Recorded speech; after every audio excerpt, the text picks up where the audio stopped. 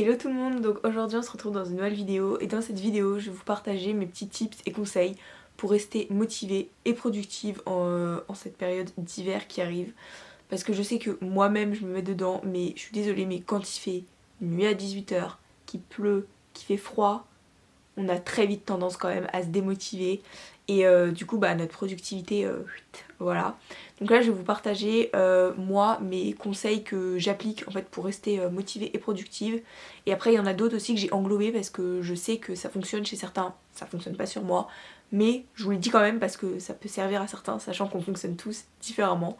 Donc du coup, let's go. Alors déjà, premier conseil, c'est d'aménager votre espace de travail pour qu'il vous donne envie. Donc c'est-à-dire qu'il soit propre, rangé, confortable. Je m'explique. Gardez vraiment sur votre bureau le strict minimum, vraiment ce dont vous avez besoin. Donc par exemple si vous travaillez avec votre ordi, gardez vraiment juste votre ordinateur et vous éparpillez pas genre partout avec des feuilles, des stylos, des machins, des trucs. Gardez à portée de main pour pas avoir à vous déplacer tout le temps. Mais gardez vraiment sur votre bureau le strict minimum avec ce dont quoi vous travaillez sur le moment. De rien avoir autour de vous qui puisse encombrer votre esprit. C'est-à-dire que moi par exemple je sais que les photos ça encombre vachement mon esprit, c'est-à-dire que j'ai très vite tendance à passer à autre chose, à regarder tout ce qu'il y a autour de moi, même les petits objets, genre je sais pas, les trombones, moi par exemple, genre je joue avec, vraiment enlever tout ce qui puisse encombrer votre esprit et garder vraiment focus sur ce que vous avez besoin.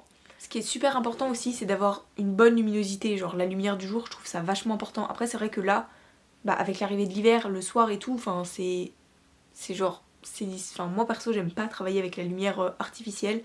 Mais pareil, si par exemple genre vous aimez bien les bougies et tout, mettez des petites bougies. Et une fois que vous avez terminé de travailler le soir, prenez le temps, prenez 5 minutes pour ranger votre bureau pour que le lendemain, quand vous êtes prêt à travailler, vous soyez genre directement prêt à travailler.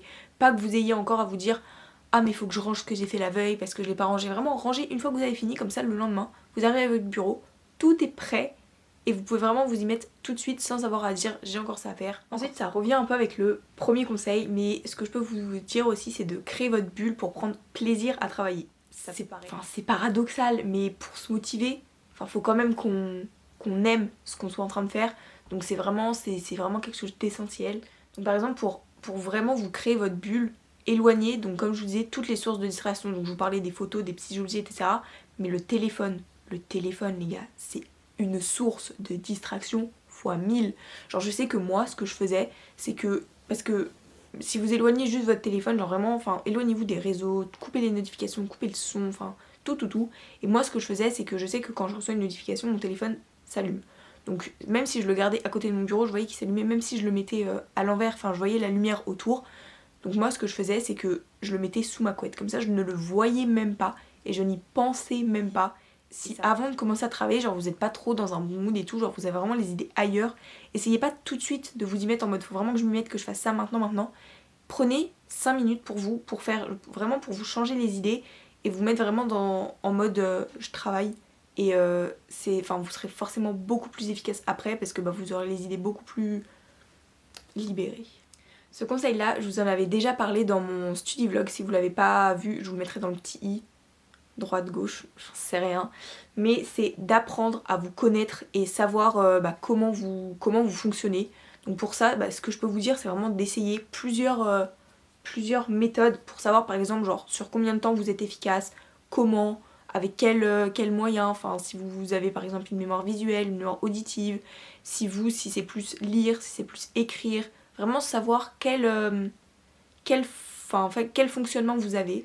Et un truc super important aussi c'est de prendre conscience de ses limites. Même moi là je dis ça mais ça fonctionne pas forcément, c'est vraiment prendre conscience de ses limites et pas viser tout le temps la perfection parce que c'est pas possible d'être parfait.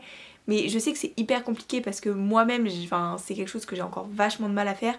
Et vraiment, essayez de vous dire que là, si vous arrivez plus, si ça fait par exemple, imaginons, je sais pas, 2 heures que vous travaillez, que vous arrivez plus, dites-vous, ok, c'est bon, j'ai atteint mes limites, je fais une pause, je m'y remets après. Et ce qui est super important aussi, c'est de voir ses réussites et pas tout le temps de rester sur les échecs. Vraiment, je sais que moi, par exemple, sur des contrôles, par exemple, quand je fais des fautes, en fait je reste vraiment focus sur les fautes et je vois pas le positif à côté. Mais c'est vachement important de se concentrer aussi sur le positif, de se dire peut-être que là j'ai raté quelque chose, mais à côté j'ai réussi ça. Et c'est hyper important parce que c'est aussi valorisant et ça aide à rester motivant en se disant bah voilà, j'ai travaillé, j'ai réussi ça, et genre enfin c'est génial quand même.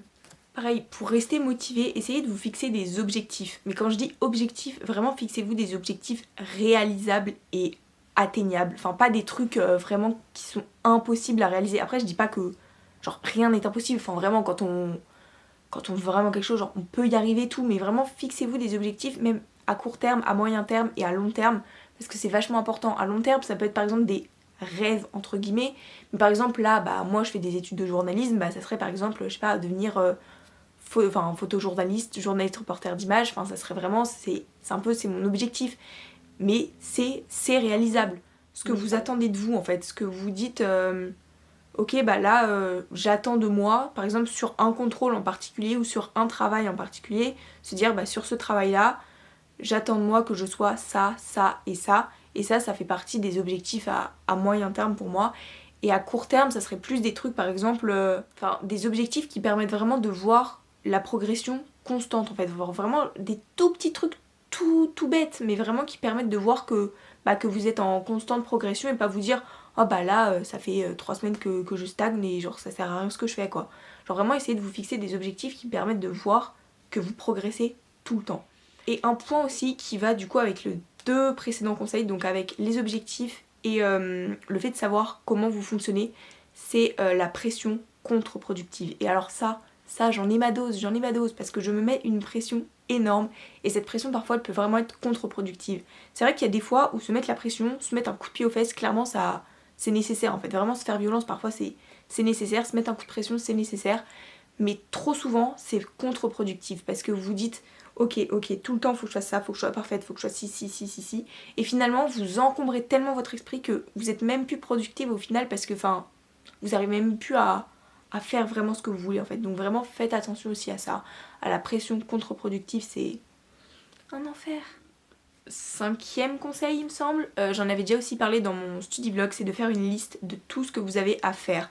Donc c'est-à-dire que bah moi, vous avez vu que j'avais un planeur et que du coup, bah chaque jour, je faisais une to-do list. Je pense que vous en avez forcément déjà entendu parler, vous savez tout ce que c'est une to-do list.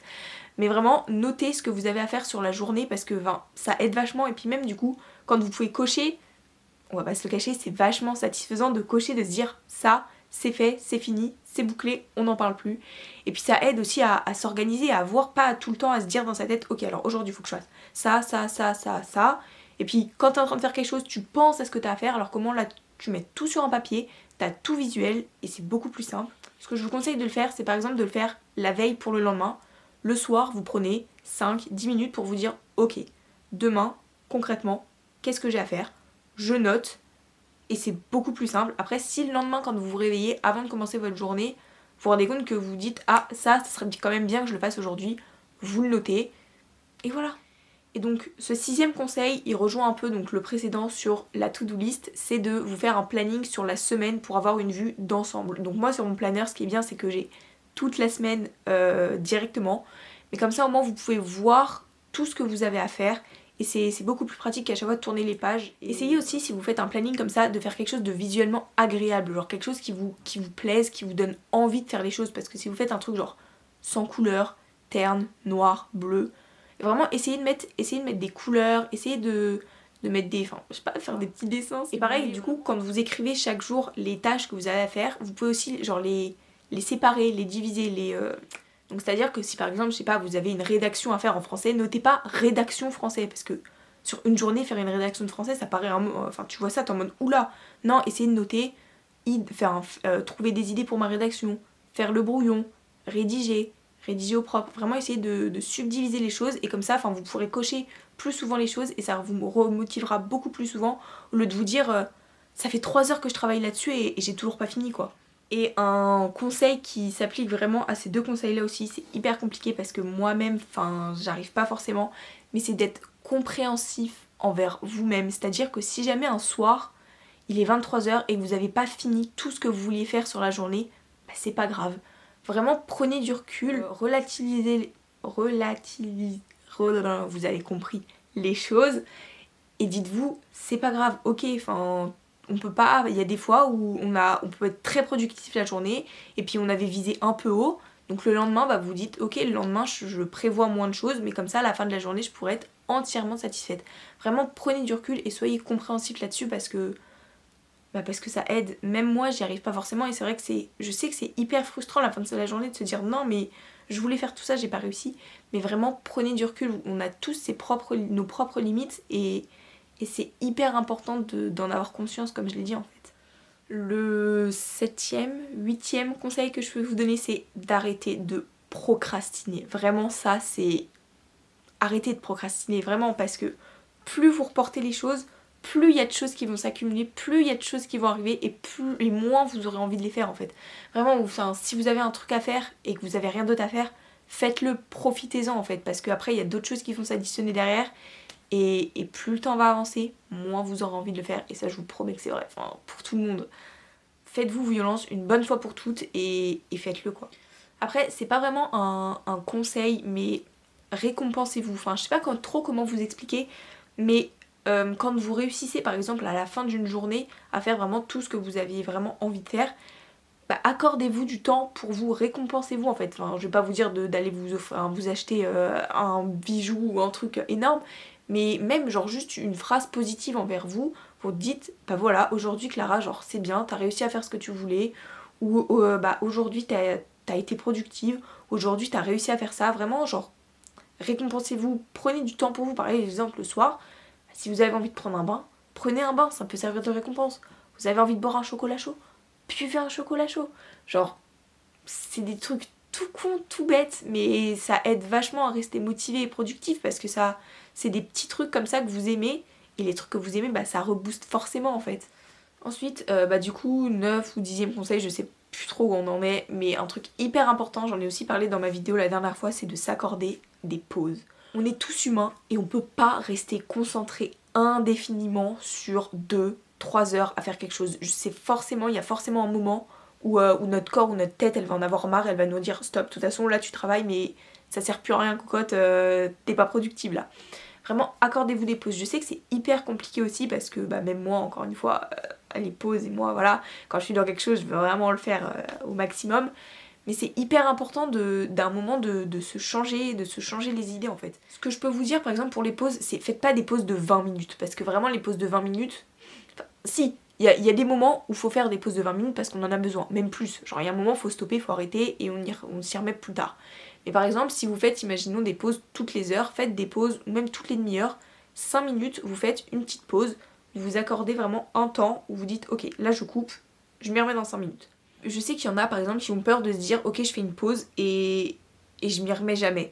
Mettez-vous par exemple, je sais pas, une alarme sur votre téléphone, c'est comme au lycée, au collège, bah il y a la sonnerie de l'école, bah quand c'est la sonnerie, bah vous vous remettez à travailler, bah là vous vous dites c'est la même chose, c'est ma sonnerie, je m'y remets. Quand vous faites des pauses, par exemple, que vous prévoyez de faire une pause de 5 minutes, ne vous embarquez pas dans des activités où vous savez qu'au bout de 5 minutes, vous n'aurez pas fini. Ne vous dites pas, je vais commencer le début d'un épisode d'une série ou je vais finir mon épisode de ma série, parce que forcément, au bout de 5 minutes, vous allez vous dire, ah mais non, mais je veux savoir la suite.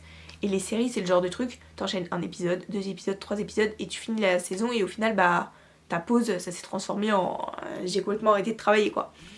Et après, il y a aussi des moments où vraiment, quand vous en avez vraiment marre, allez prendre l'air. Même si c'est 5, 10 minutes, genre sortez, prenez l'air, mettez-vous à votre fenêtre, allez marcher. Enfin, moi perso, c'est pas quelque chose qui me correspond vraiment, mais c'est de s'entourer de personnes pour travailler. C'est-à-dire que travaillez pas tout seul. Essayez de par exemple travailler avec des amis, travailler avec des. Ouais, bah oui, avec des amis de votre classe, avec des amis qui ont les mêmes matières que vous, avec des amis qui peuvent vous aider, et avec des amis aussi avec qui vous êtes en confiance, avec qui vous êtes vraiment libre de parler de tout ce que vous voulez et dont il n'y a vraiment pas de honte à se tromper par exemple. Parce que c'est vrai que bah, réviser en groupe, parfois ça peut être beaucoup plus simple parce que du coup, bah, s'il y en a un qui n'a pas compris, vous expliquez à l'autre, on s'explique mutuellement, on s'interroge mutuellement. Donc ça aide forcément. Après, moi, c'est quelque chose que j'aime pas parce que je préfère travailler toute seule. Chacun est différent, comme je vous ai dit. Mais pour certaines personnes, c'est hyper important. Donc entourez-vous de bonnes personnes. Après, bien sûr, quand on est entre amis aussi, le risque, c'est que on soit très vite distrait et qu'on parte vite dans d'autres choses. Donc vraiment, essayez pareil, de personnes de confiance et des personnes sérieuses avec qui vous savez que vous êtes capable de travailler et d'être productif, parce que c'est sûr que si au bout de 5 minutes, vous parlez d'autre chose, ça sert à rien quoi. Et ce qui va aussi un peu avec ça, c'est que parfois, quand on travaille, on a besoin de changer d'environnement. C'est-à-dire que si vous travaillez toujours dans votre chambre, bah, il y a des fois où vous en avez marre de travailler toujours dans votre chambre, bah changez de pièce. Je sais que moi, il y a des fois, le soir, quand je travaille, j'en ai marre de travailler dans ma chambre, bah je descends, je travaille dans le salon. Et tout de suite là, bah je vois que je change de productivité. Vraiment, parfois, vraiment juste de changer de pièce, vous dites, ok, nouveau départ, je retravaille. Et là, vraiment, ça retourne la chose et ça aide. Bon, on arrive à la fin de cette vidéo, j'espère vraiment que ça vous aura plu, que ces petits partages de petits tips, de petits conseils vous auront aidé et vont vous aider. Après je sais que c'est des trucs assez généraux qu'on a déjà vu un peu partout, mais parfois juste de le réentendre ou expliquer peut-être différemment, bah ça peut aider. Donc on sait jamais que ça vous serve. Si vous, en commentaire, vous avez d'autres conseils à partager, bah allez-y, vraiment c'est ouvert à tous. Sur ce, moi je vous fais plein de bisous et à la prochaine, bye.